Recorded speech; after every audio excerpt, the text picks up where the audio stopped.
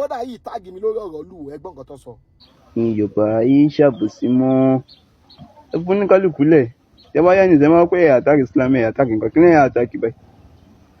So let me teach you one thing. The principle of Islam is that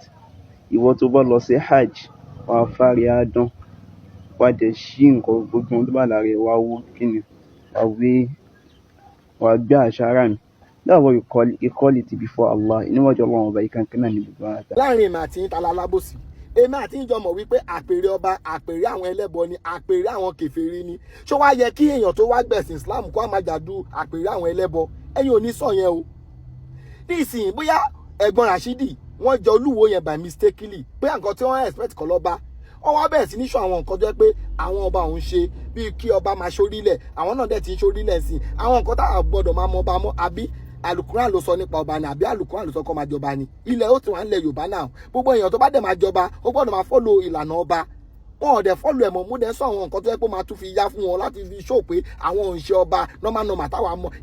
definition ọba táwa mọ ọba sí àwọn ò ṣe ó wọn sọ pé àbòsí ta ló alábòsí láàrin mi àti yín ẹ̀yin ò lè lọ bá ẹni èèyàn tó jẹ́ pé mùsùlùmí ni tó lọ ń jàdù àpèrè tó lọ ń jàdù ipò ẹlẹ́bọ so possible kí èmi wá nísìnyí mi ò ṣe kankan wá máa báyìí máa jàdù ìmáàmù ní ṣọ́ọ̀ṣì ní mosque yìí ni ẹ̀yin náà gbé sílẹ̀ àkáyè náà